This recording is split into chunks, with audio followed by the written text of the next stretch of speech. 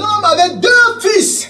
La parabole du fils prodigue. Alors un jour, par la folie, le cadet va dire, je vais partir dans le monde. Je raconte cette histoire, la parabole du fils prodigue, en la mettant dans un contexte bien précis que nous vivons. Le cadet, c'est celui-là qui dit, je veux partir dans le monde. Je veux un tour en Égypte. Et le père ne va pas dire non. Tout en l'aimant, le père va remettre ses biens. Il est parti avec la grâce qu'il avait. Et dans le monde, il a tout perdu. Et un jour, il va suivre le chemin de son cœur, revenir au Père. Mais quand il va revenir au Père, le Père va courir. Le Père sera tellement content. Ah, voici mon fils qui était mort. Le salaire du péché, c'est la mort. Lorsque quelqu'un a péché, il est mort. Mais quand il revient par le chemin du cœur, la repentance, c'est la vie. Qu'est-ce qui va se passer? Une attitude des chrétiens dans l'église, ceux-là qui disent qu'ils ont fait un parcours sans faute, ils vont commencer à murmurer. Mais celui-ci, il ne peut plus prendre le micro pour prêcher. Il ne peut plus diriger la louange. Qu'est-ce qu'il va encore dire? Oh, cette réputation, c'est vous qui l'avez instaurée dans l'église.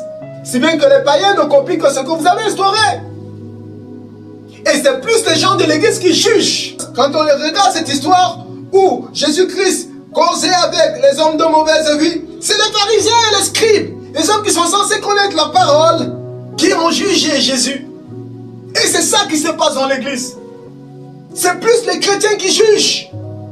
Le païen même est surpris aujourd'hui de voir que ces hommes sont tellement cruels, ils se disent chrétiens. Mieux encore nous. On ne voit plus l'amour lorsque quelqu'un est tombé, quelqu'un prie pour lui. Maintenant, quand il tombe, oh, c'est ça qui est devenu la une dans l'église. Ah, tu sais ce que l'apôtre l'a fait, tu sais ce que le pasteur l'a fait, il est tombé en adultère. Ah, qu'est-ce qu'il peut encore dire? On vous avait dit, vraiment, écoute, tais-toi devant les serviteurs de Dieu, tais-toi devant les enfants de Dieu.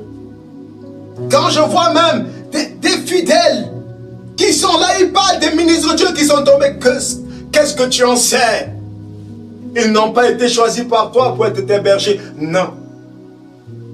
Et c'est malheureux de voir encore des hommes de Dieu qui jugent leurs frères, tout simplement parce qu'ils ne sont pas tombés. Faites attention, faites très grande attention. Tu n'as jamais fait un parcours sans faute. Tu vas dire non, l'autre là, moi j'ai peut-être seulement menti en esprit et en pensée. Lui, il est tombé dans l'adultère. Les gens ont vu. Ah, ben tiens, quel est le péché qui n'amène pas en enfer? Y a-t-il de petits